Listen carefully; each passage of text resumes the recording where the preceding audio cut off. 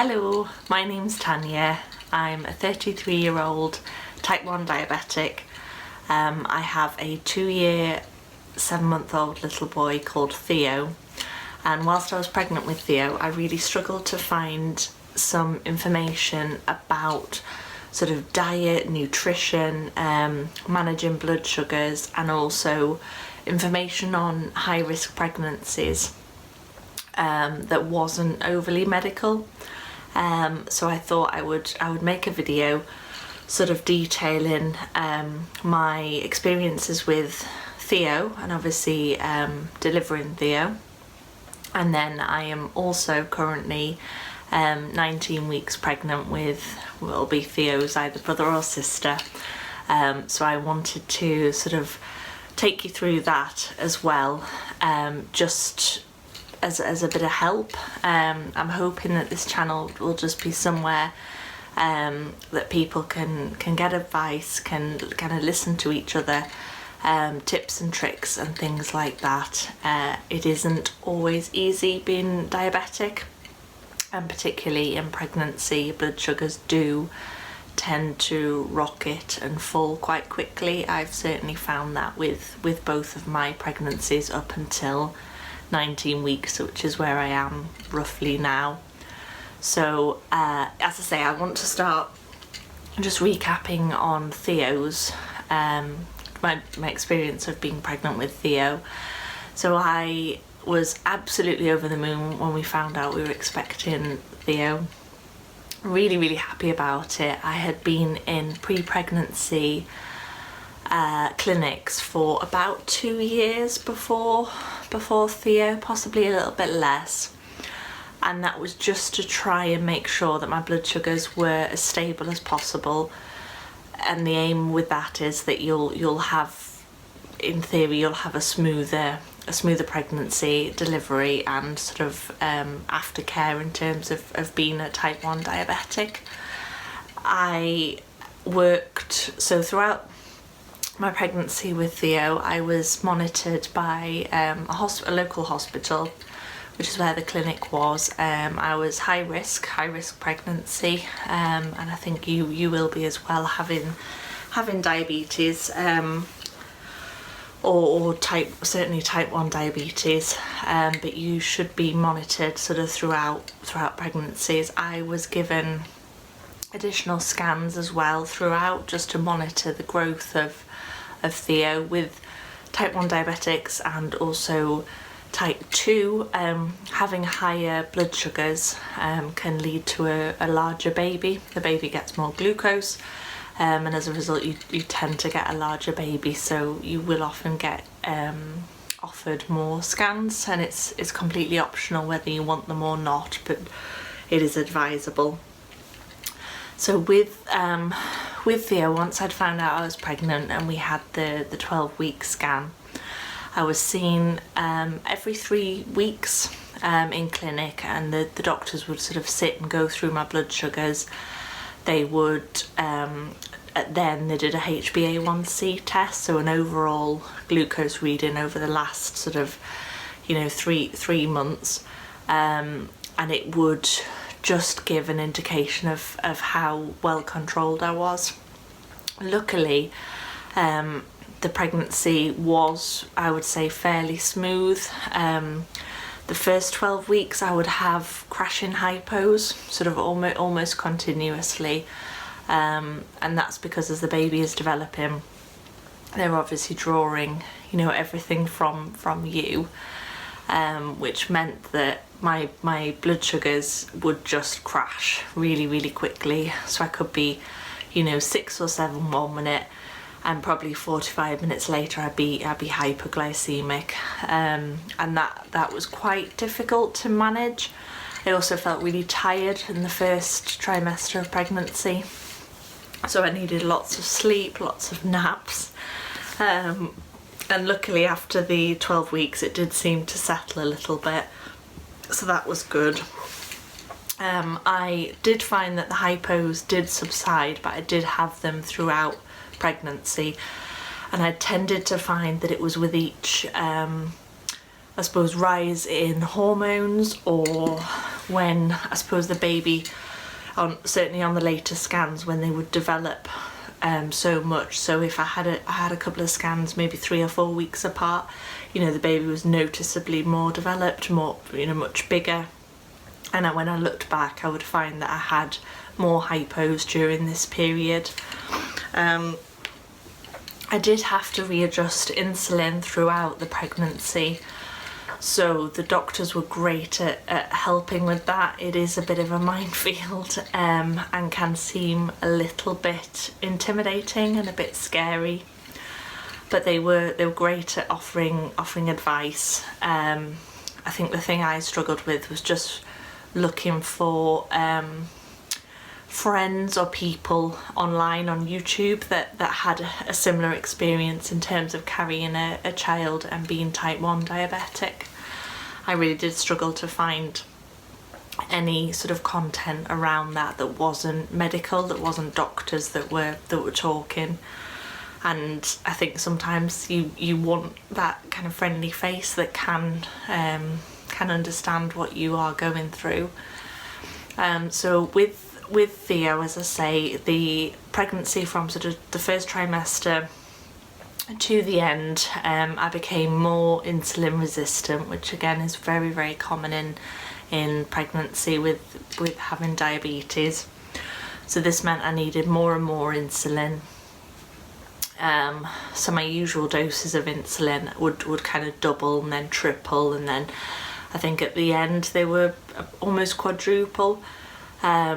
But then as soon as I'd had Theo, it went absolutely back to just normal ratios. And I found that quite surprising, how your body can just realise, oh, you know, I've had the baby now and I'm back to exactly how I was before. So it's pretty impressive, I think. And as I say, you should hopefully have a team to help you and offer advice and guidance on that. My midwife and my health visitor I think they struggled with the concept of diabetes. I would often find that their advice wasn't great. I was induced at 38 weeks, which for the area that I live in is sort of standard, and is felt to be safest for diabetics. The reason being that the last few weeks in pregnancy, your child is developing at a phenomenal rate. For non-diabetics, you know, people can find that the baby can gain, you know, half a pound a week up to a pound, or sometimes a little bit more. And for diabetics, they have a tendency to have slightly bigger babies than I suppose the average. So to try and sort of safeguard us against that, they felt that induction at 38 weeks was the safest. So I followed advice, and I was induced at 38 weeks. They put a heart trace on me at the time of induction. You know, his heartbeat was lovely, really good. They said to go and have a walk around the hospital. If I started to feel contractions at regular intervals, to come back. So I thought, okay, I feel quite, I felt prepared. I'd done a lot of research into labour, delivery. Gary and I had compiled a labour playlist. A lot of them were fairly jokey, shall we say that. He'd put a few choice mixes, such as Salt and Pepper, Push It. He thought that was hilarious. So wandered around the hospital, we had some lunch, and then I remember being sat on some seating and getting really sort of intense pain, I would say, like an intense feeling of discomfort and pain. I had never had contractions before. Theo was my first child, but it didn't feel like what I thought a contraction would. I remember going to the toilet, just thinking maybe I needed the toilet. I didn't, and I sort of said to my mum at that point and Gary, I'm not okay, something's not right. Went straight back up to the ward. And I remember the nurse, I think it was at the time, put a tried to find Theo's heart rate on me. She couldn't. She was saying, you know, can you lie to the side, the other side, can you, you know, all fours. Really tried to kind of obtain a heartbeat. They found one sort of eventually, but it was really slow. It was very, I do remember that it was slow. And at that point she sort of pressed a panic button on the wall, and it was like something out of ER. Doctors flooded round. There was a surgeon, you know, in a mask round, nurses, students, etc. I'd agreed for students to be in on the action as well. And I was told there and then that they needed to get me into surgery immediately for an emergency C-section. So that was pretty scary. A C-section was something that we hadn't thought of. We'd read up on it. We knew what it was, but the birth plan was always that I would go into labour. So I think that did throw us, definitely. I remember my saying that I needed my mum, so Gary ran and got mum as well. And I remember saying to mum, I was just crying. I was very, very emotional, and my mum sort of grabbed my hand for the consent form because I couldn't process what was really happening. And then within seconds we were down in theatre. Gary was pulled away to one side, which was scary because I didn't really understand where he'd gone. He'd gone to get a gown on and special, shoes, I suppose, shoe covers. He came back in, and then I did feel much more relaxed. But I remember just being really concerned about Theo and with his heart rate being so low that, would he be okay? I was given an epidural. I had to sort of lean over, and they gave me that, and then were checking me sort of every few seconds on my tummy if I could feel anything. I could still feel something, and I do remember the surgeon saying we do need to get started. So I was sort of laid back. They put a screen up.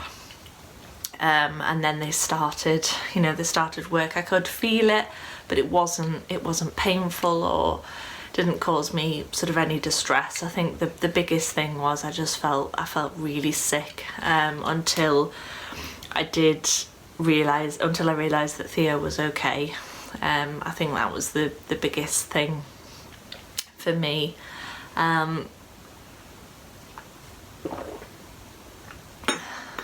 Cup of tea there. So once we were in theatre, I remember Gary looking really, really pale, and as I say, us both just being so scared that he wasn't going to be okay. He was delivered, and he was pulled up straight onto my chest. I remember Gary's got a photo of me just sort of holding him.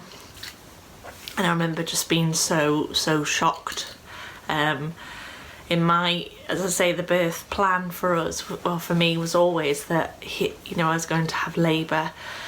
And I think you go into it with your first child thinking of many, many hours labour, but within I remember 6 minutes of going into the room, he was out. It really was that quickly, and I suppose it did need to be.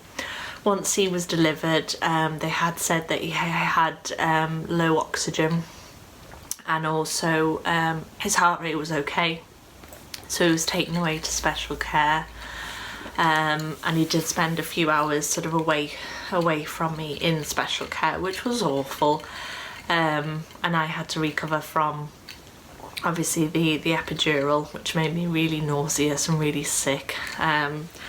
And once I was okay and not vomiting anymore, I was able to go up to special care and see him. And he was then brought down to me. Once he was taken off oxygen, he did have an oxygen mask and things on. So it was pretty, I think it's the scariest moment of my life, certainly his delivery. I think the pregnancy itself, compared to what some people can have, was very, very, very good and very smooth. I learnt lots of tips and tricks for sort of keeping an eye on your blood sugars and trying to keep them as stable as possible. And those are the type of things that I would like to share during making these videos. I've also learnt lots of sort of, you know, parenting hacks, parenting tips along the way with Theo, so I would quite like to share those as well. I'm happy for anyone to leave comments and just say what you would like to see or ask any advice. As I say, I'm more than happy to sort of make certain videos quite medical and quite specific if that would help people. I'm not medically trained. I am only doing this as a type 1 diabetic mother myself, and as I say, and then I would like to document this pregnancy as well, and also this I suppose having this baby, and just showing you that, you know, as a type 1 diabetic or a diabetic, it can be safe. You can be okay, as long as you've got support and you are fairly sensible in terms of monitoring your blood sugars. So thank you very much for watching. If you please subscribe and just leave me a like and a bit of a comment just with anything else you'd like to see in the future, that would be brilliant. Thank you very much. Bye.